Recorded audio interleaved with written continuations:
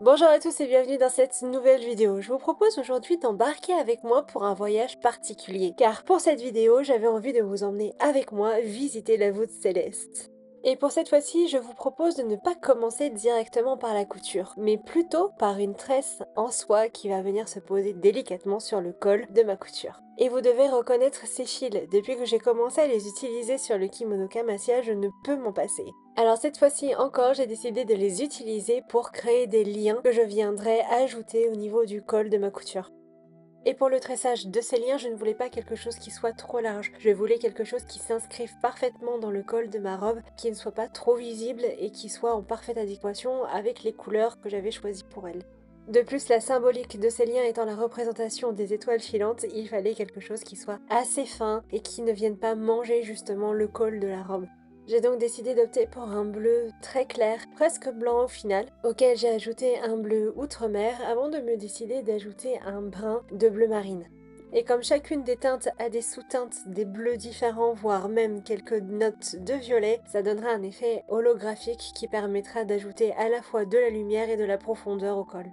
Et d'ailleurs, pour donner encore plus de profondeur au niveau des trois brins de la tresse, je n'ai pas ajouté les couleurs de la même manière. Là, j'avais commencé du plus clair au plus sombre. Celle d'après, il me semble, j'ai fait du plus sombre au plus clair. Et la troisième, j'ai fait plus sombre, plus clair, moins clair.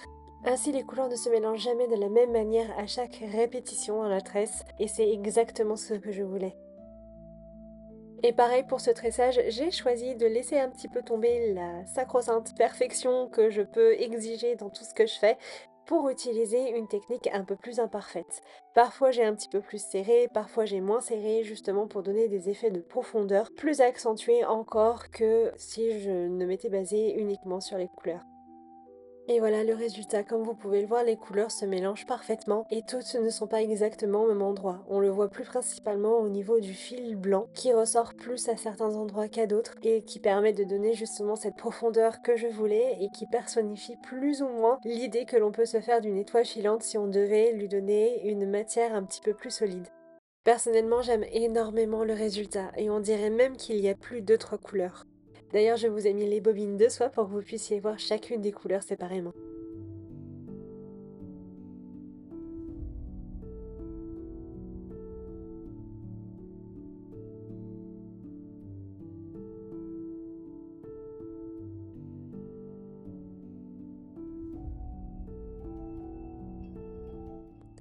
Et maintenant que le tressage des liens est terminé, il est temps de passer à la préparation de la machine à coudre.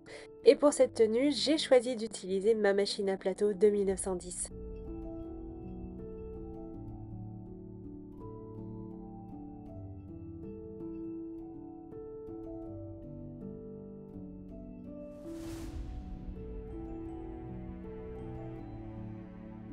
Et comme ma machine à coudre était encore enfilée du fil noir de ma dernière couture, j'avais besoin d'une étape supplémentaire avant de pouvoir enfiler mon fil bleu. J'ai commencé par retirer ma navette et retirer tout simplement le fil qui restait dessus pour le conserver sur une vieille bobine que j'avais gardée justement pour cet effet-là. Étant donné qu'il y avait énormément de métrage mais que surtout il n'était pas abîmé puisqu'il avait été stocké correctement sur la bobine, je ne voyais pas l'intérêt de le retirer pour le jeter. Je préfère le garder, le réenrouler sur une autre bobine pour pouvoir l'utiliser par la suite en couture à la main. Et je ne vais pas vous le cacher, c'est plutôt fastidieux, surtout qu'il faut que je fasse attention à ne pas perdre la navette des mains, parce que malheureusement si elle tombe par terre sur le carrelage, elle peut se fissurer, voire même se casser, et pour en retrouver, c'est pas que c'est difficile, mais disons que les prix sont plutôt abusés sur ces petites pièces de machine à coudre anciennes, donc je préfère vraiment garder celle que j'ai et éviter d'en racheter une autre. Et puis de toute manière, je préfère garder celle d'origine plutôt que d'en avoir une neuve. Et une fois mon transfert de fil terminé, j'ai commencé à faire ma navette, avec mon fil bleu cette fois-ci.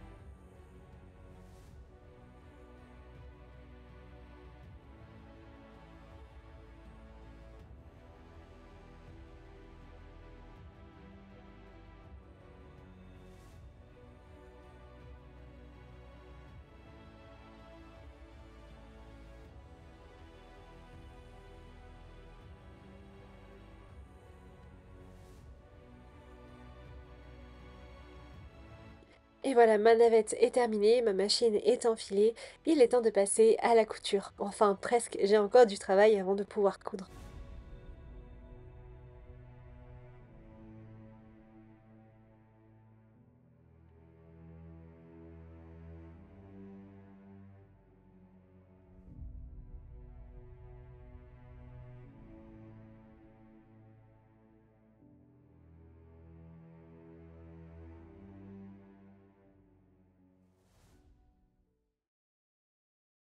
Et pour cette couture, j'ai décidé d'utiliser exactement le même voile de pongée de soie que j'avais utilisé pour le kimono Kamasya. Je vous remets le vlog en barre de description si vous ne l'avez pas vu. J'avais adoré travailler avec cette soie. C'est une soie très simple au travail, enfin du moins elle l'avait été par rapport au kimono Kamasya, mais beaucoup moins par rapport à cette couture. Il faut dire aussi que pour cette couture, j'ai vu les choses en grand. Je n'ai utilisé aucun patron et j'ai pris mes inspirations de 4 époques historiques différentes. Des codes vestimentaires de la Grèce antique, des années 1700, des années 1860 et aussi des années 1920. Autant dire que conjuguer l'entièreté de ces époques vestimentaires différentes ne fut pas une mince affaire, d'autant plus que j'ai passé mon temps à changer d'avis, quasiment à chaque étape. Mais une chose était sûre, je voulais un col qui soit dans un style des années 1700, un petit peu comme ma blouse de pirate que j'ai fait l'année dernière. Je vous remets le vlog également dans la barre de description si vous ne l'avez pas vu. Et si je voulais plus particulièrement utiliser cette technique de 1700 pour réaliser le col, c'est justement grâce à ces fronces.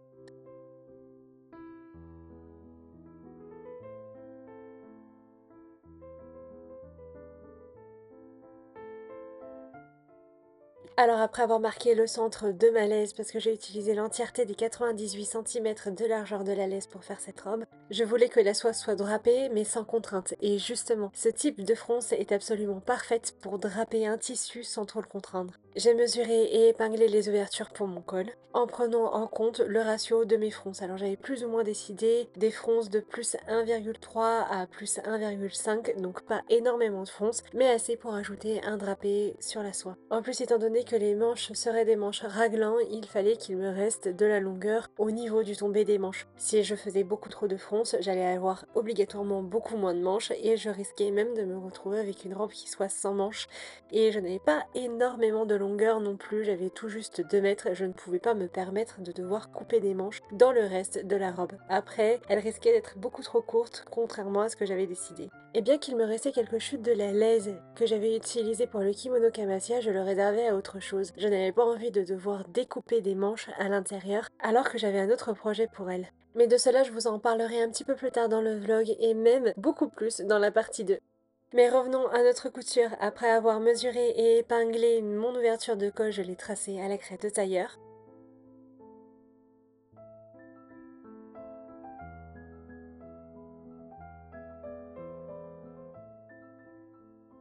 Avant de tracer la ligne de profondeur pour le décolleté. Et pour cette réalisation, j'avais envie d'un décolleté qui soit très discret. Je l'ai donc abaissé à 10 cm seulement. Contrairement à mes autres réalisations qui étaient de 15 cm, 17 cm et 13 cm. Et une fois mes traces terminées, j'ai ouvert mon col et mon décolleté. Et vous savez, des fois, peut-être la fatigue ou autre chose, je ne sais pas, on fait des choses que l'on comprend pas par la suite. Et bien, là, ici, c'est le cas. Je ne sais pas pourquoi j'ai pris ce si petit ciseau de couture pour ouvrir mon col et mon décolleté. Clairement, j'ai galéré à le faire et ce n'était pas aussi net que ce que je pensais. Au final, je pense que j'aurais mieux fait de prendre les grands ciseaux, ça aurait été beaucoup plus rapide et beaucoup plus simple également.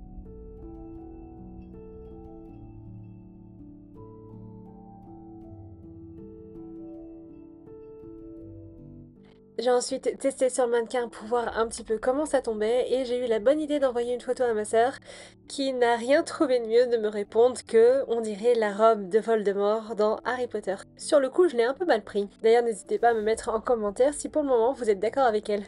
Et une fois mes vérifications faites et une bonne dizaine de messages pour dire à ma sœur à quel point elle était méchante et que j'étais pas d'accord avec elle, j'ai commencé la couture du décolleté. Et bien évidemment, vous en doutez, je l'ai réalisé entièrement à la main. Même si je dois l'avouer, j'avais réfléchi à le faire à la machine. Non pas pour aller plus vite dans la réalisation de cette robe, mais plutôt pour lui donner un petit peu plus de tenue. J'hésitais entre garder cet aspect assez vaporeux, assez lisse, assez loose et drapé de la soie, ou lui donner un petit peu plus de corps en faisant un ourlet à la machine. Au final, j'ai préféré garder l'aspect vaporeux et loose de la soie plutôt que lui donner une structure supplémentaire. J'ai donc commencé par préformer mon premier entrée de 0,3 mm. Je voulais vraiment que ma marge de couture soit très petite pour qu'on ne puisse pas voir du tout qu'il y ait une couture au niveau du col. Et je peux vous dire que c'est très long. Déjà, un ourlet de 0,5 mm prend beaucoup de temps, mais là, 0,3 mm, c'est encore pire. Heureusement pour moi, ce n'est rien que puisse régler quelques épingles et mon fer à repasser. De plus, cette soie est assez facile, elle marque très bien au fer et reste à sa place assez facilement. Alors déjà que de calculer 0,3 mm de rentrée c'est compliqué, il faut ensuite faire attention à ne pas se brûler avec le fer et surtout à maintenir la marge à 0,3 mm parce que forcément avec une marge aussi petite, il y a des décalages qui peuvent passer un petit peu à la trappe au niveau de l'œil. Alors il faut faire très attention et être assez concentré sur ce que l'on fait. Alors je n'avais pas en plus à devoir me préoccuper d'un tissu qui ne marque pas au fer. J'ai ensuite effectué mon second rempli, lui aussi à 0,3 mm. Et comme vous pouvez le voir, ce n'est pas toujours facile d'attraper la soie pour la maintenir à sa place. Non pas parce qu'elle bouge, mais surtout parce que 0,3 mm de largeur, c'est vraiment pas beaucoup. Mais cela n'est rien qu'un petit peu de patience peut résoudre. Et une fois mon ourlet préformé, je l'ai cousu à la main à l'aide d'un point invisible. L'idée étant de donner l'illusion que la robe tient sans avoir besoin d'un seul point de couture. Mais bon, comme on sait que ce n'est pas possible puisqu'il ne s'agit pas d'une robe drapée telle un sari, eh bien il y a forcément des points de couture qui sont apparents, du moins sur l'envers de la robe. J'ai ensuite repassé l'ourlet de mon décolleté pour fixer ma couture et aplatir mes rentrées, avant de coudre mon col, mais hors caméra parce que j'ai utilisé exactement la même technique que pour ma blouse Edgar Allan Poe. Je vous remets le vlog dans la barre de description. Et une fois mon col terminé d'assembler, je me suis occupée des ourlets. Et là commence l'une des plus grandes modifications que j'ai apportées à mon patron de base. Étant donné que ma laise était beaucoup trop grande, il me fallait retirer 20 cm sur le devant et 20 cm sur l'arrière de la robe. Je n'avais pas envie de laisser ces chutes de côté. J'ai donc décidé de les utiliser, vous le verrez dans quelques instants.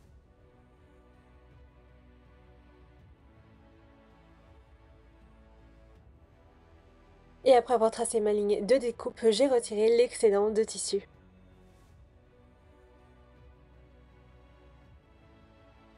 Avant de marquer à la craie les 1 cm de mon premier rentré pour mon ourlet. Au final, je trouve qu'il est beaucoup plus facile de marquer directement les rentrées à la craie et ensuite de les préformer au fer que de les préformer directement au fer à l'aide d'une règle. Ça évite d'accrocher les fibres du tissu et surtout c'est beaucoup plus rapide par la suite avec le fer. C'est étonnant mais on dirait que le tissu a déjà pris un premier pli en traçant directement avec la craie avant de passer au fer. J'ai ensuite marqué mon premier rempli au fer.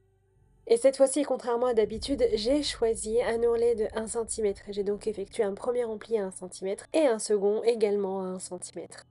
Étant donné que j'allais rajouter du poids au niveau de l'ourlet, pas énormément mais quand même un petit peu, je voulais avoir quelque chose qui se tienne et qui ait un petit peu plus de corps. J'ai donc préféré faire un ourlet beaucoup plus gros que ce que j'ai l'habitude de faire car j'ai privilégié la sécurité à l'esthétique et de toute façon il ne se verra pas sur l'endroit de la robe. En réalité, lorsque l'on regarde bien, l'entièreté de la construction de cette robe aura été un jeu de dupes. Des coutures invisibles par-ci, des drapés par-là. J'ai conçu l'entièreté de cette robe autour d'une seule valeur. On ne doit rien voir. Tout n'est qu'illusion. Après tout, lorsque l'on regarde le ciel nocturne, on ne voit aucune ligne de construction. Eh bien, il doit en être de même pour cette robe.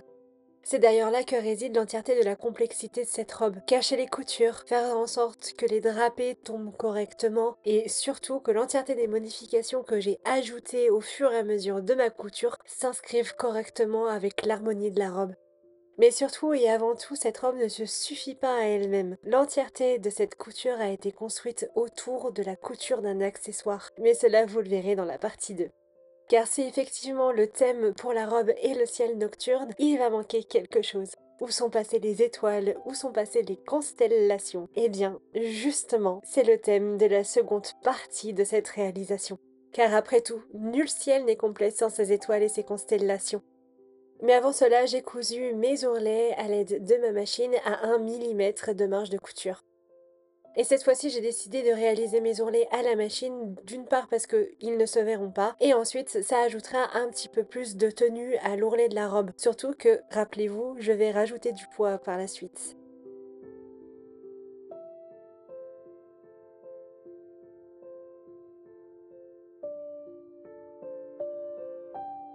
Et voilà, mes ourlets sont maintenant terminés, il est maintenant temps de vous révéler qu'est-ce que je vais ajouter qui va donner du poids à cette robe. Vous devez vous souvenir des 40 cm en tout que j'ai retirés sur l'ourlet de la robe. Eh bien, j'ai découpé 4 bandes que j'ai assemblées 2 par 2 pour former 2 longues bandes de 196 cm. Et là, je pense que vous avez déjà compris quelle est mon idée. Je vous laisse le mettre en commentaire si jamais vous avez trouvé, moi je vais laisser encore planer un petit peu de suspense. Mais revenons à notre couture. Après avoir assemblé deux grandes bandes ensemble, j'ai ouvert les coutures au fer. Et étant donné que j'avais découpé les bandes sur l'entièreté des 98 cm en largeur de malaise, j'ai pu conserver mes lisières.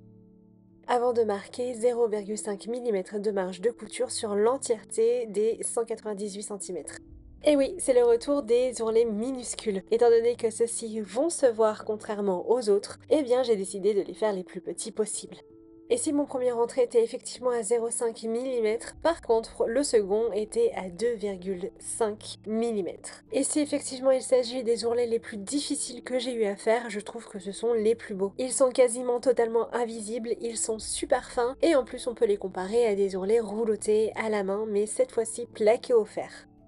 Pour vous donner un visuel un petit peu plus précis, on va avoir 5 épaisseurs, là où habituellement on en aura 4. Car le sango rempli s'effectuant sur le premier rempli, on va ajouter une épaisseur supplémentaire au niveau de l'ourlet.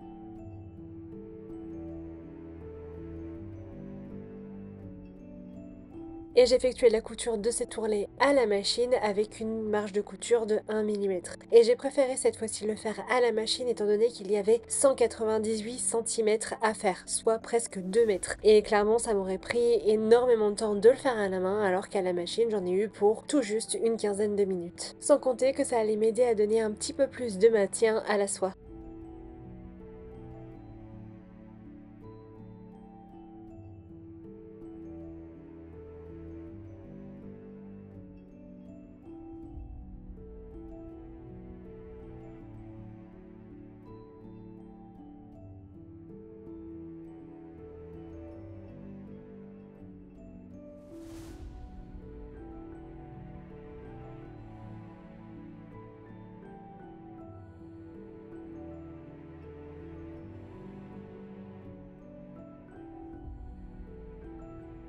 J'ai ensuite effectué le second ourlet avec 0,5 mm de rentrée. Étant donné que cet ourlet correspond à l'ourlet le plus proche du sol, je n'ai pas besoin qu'il soit aussi fin que le premier.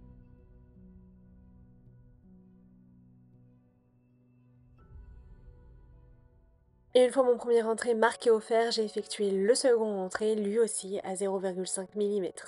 Décidément, pour cette couture, il n'y a pas un seul ourlet qui soit identique à l'autre. Celui-ci est à 0,5 mm, celui d'avant est à 2,5 mm et celui du col est à 3 mm. Quand je pense que lorsque j'ai commencé ma formation, et plus particulièrement lorsque j'ai commencé à coudre après ma formation, je pensais que l'entièreté d'une robe, d'un vêtement plus précisément, devait être cousue à l'identique partout, qu'il ne pouvait pas avoir des différences. Je me retrouve aujourd'hui à coudre une robe avec des différences incroyable au niveau des marges de couture, ne serait-ce qu'au niveau des ourlets. Je me souviens d'ailleurs avoir été extrêmement décontenancée lorsque je me suis présentée pour l'examen, justement parce que j'avais une couture avec des marges de couture qui changeaient constamment. Et c'était d'ailleurs assez perturbant pour moi. Comment pouvait-on coudre quelque chose correctement si les marges de couture changeaient constamment? Eh bien justement, parfois c'est la seule solution pour avoir une couture qui soit parfaitement en adéquation avec un tissu.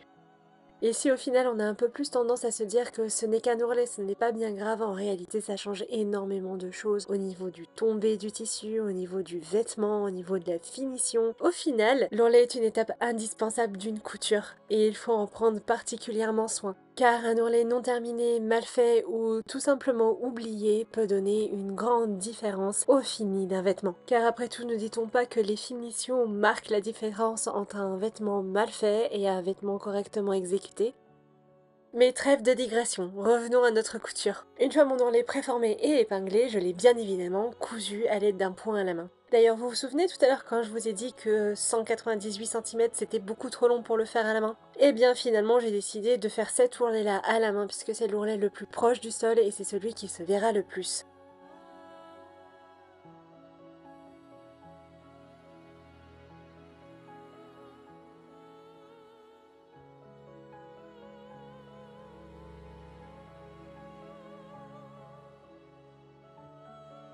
En tout, pour la réalisation de ces deux ourlets, donc pour la bande du devant de la robe et la bande de l'arrière de la robe, il m'aura fallu pas moins d'un après-midi complet. Et oui, il y avait tout de même près de 4 mètres de couture à réaliser entièrement à la main, avec des points d'environ 2 mm. Car évidemment, plus le point est petit et moins il est visible sur l'endroit du vêtement. Et il est maintenant temps de mettre fin au suspense. J'ai décidé avec ces deux grandes bandes d'exécuter des fronces que je vais ajouter au niveau de l'ourlet de la robe. Et pour cela, j'ai commencé par marquer le milieu de mon ourlet avant d'épingler les côtés gauche, les côtés droits et le centre de ma bande sur le centre de mon ourlet. Ce qui me permettra d'avoir de belles fronces bien réparties, aussi bien du côté gauche et du côté droit à partir du centre de mon ourlet. Et là, je peux vous dire que le travail va être long. Il va même être très long, car entre la répartition des fronces et la couture des fronces, ça m'a demandé énormément de temps. J'ai mis une après-midi complète pour le devant et une après-midi complète pour l'arrière de la robe. Soit en tout et pour tout, pour le bas de cette robe, 5 après-midi de travail, 4 après-midi de couture à la main, plus une après-midi de couture à la machine pour les deux premiers ourlets. Ajoutez à cela une table beaucoup trop petite pour moi, 1 heure à 1 heure et demie de fabrication des fronces. Honnêtement, j'en avais marre. J'en avais plus que marre de cet ourlet et de la réalisation de ces volants froncés. Et pour être honnête, j'ai vraiment regretté à partir de ce moment-là d'avoir eu cette idée. Au final, j'aurais préféré que ça reste justement qu'une idée et ne pas avoir à réaliser autant de fronces et autant de coutures à la main. Mais le résultat est véritablement canon. J'adore le résultat. Donc quelque part, le jeu en vaut également la chandelle. Mais vous le savez, la couture à la main, ce n'est vraiment pas ce que je préfère. Je la fais un peu contrainte et forcée parce que c'est le type de finition que je préfère pour avoir des finitions invisibles. Alors si faire un ourlet à la main ne me dérange pas plus que ça au final parce que j'ai pris l'habitude, faire autant de couture à la main aussi rapprochée, par contre, j'ai un peu accusé le coup. À la fin, je n'en pouvais plus. J'avais qu'une hâte qu'elle soit terminée et que je puisse mettre ça derrière moi. Mais bon, pour le moment, je n'en suis toujours pas là, je ne suis toujours pas à la couture des fronces, alors il faut que je continue à les façonner. Et bien que j'ai réalisé mon fil de fronce au point le plus large et également à une tension moindre, il n'en est que le fil accrochait dans le tissu. J'ai donc dû sans cesse faire attention à ma tension, à ne pas tirer mon fil trop fort, à faire attention qu'il ne casse pas et à bien répartir les fronces au fur et à mesure, justement pour libérer de la tension au niveau du fil, parce que sinon il aurait fallu que je recommence tout et clairement je n'avais pas envie d'avoir tout à recommencer à chaque fois. J'ai donc pris mon mal en patience et fait en sorte de faire attention à ce que le fil ne casse pas. Et heureusement, le fil n'a pas cassé. Surtout qu'à ce moment-là, je doute que j'aurais eu le courage de tout recommencer. À mon avis, j'aurais laissé le volant froncer de côté et j'aurais tout simplement laissé la robe avec son ourlet de 1 cm. Et après avoir terminé la formation des fronces, je les ai épinglées à la robe.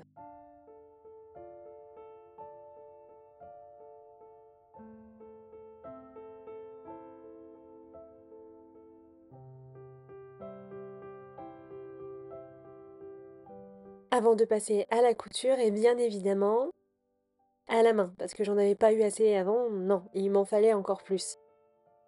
En réalité, j'ai décidé de réaliser cet assemblage à la main tout simplement parce que j'ai superposé la ligne de fronce à la ligne d'assemblage de mon ourlet. Ce qui me laissait plus de flexibilité par rapport à la disposition des fronces, je pouvais les replacer si jamais j'en avais besoin. Mais également parce que cela donnait une couture invisible et me permettait d'avoir ces petites fronces juste au-dessus de ma ligne de fronce qui formaient un petit volant supplémentaire au volant froncé du bas de la robe. Parce que pour le coup, ce volant froncé, je l'ai cousu sur l'endroit de la robe, donc endroit contre envers. Et pour la couture des fronces, je les ai cousues chacune individuellement, ce qui a donné à peu près des points d'1 mm, voire un peu moins d'1 mm chacun. Soit un total de 980 points à la main par bande de fronce. J'ai donc exécuté sur l'entièreté des deux bandes de fronce 1960 points à la main. Enfin environ, car certains points sont espacés de moins d'1 mm.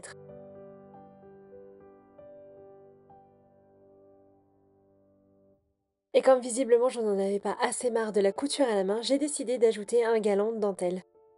Et honnêtement, arrivée à cette étape de la couture de la robe, je me suis vraiment posé des questions sur ma santé mentale. J'en avais plus que marre de la couture à la main et pourtant j'ai décidé de poser un galon de dentelle entièrement à la main. Mais je pense que ce n'est pas celle-là le pire. Le pire, c'est que j'ai fait tout ça pour rien. Vous verrez un petit peu plus tard.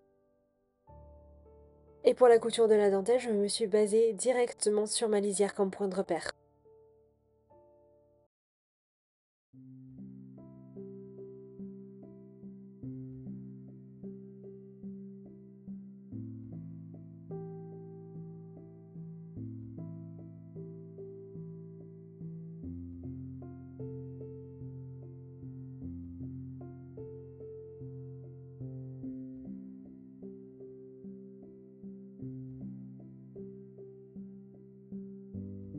Et j'ai donc commencé le long, très long travail de couture de la dentelle à la robe, avec des points là aussi de 1 millimètre.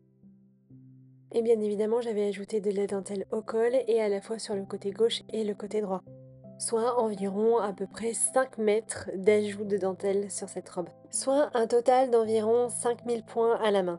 Et au niveau de temps de travail, il m'a fallu 2 après-midi également complètes pour assembler la dentelle.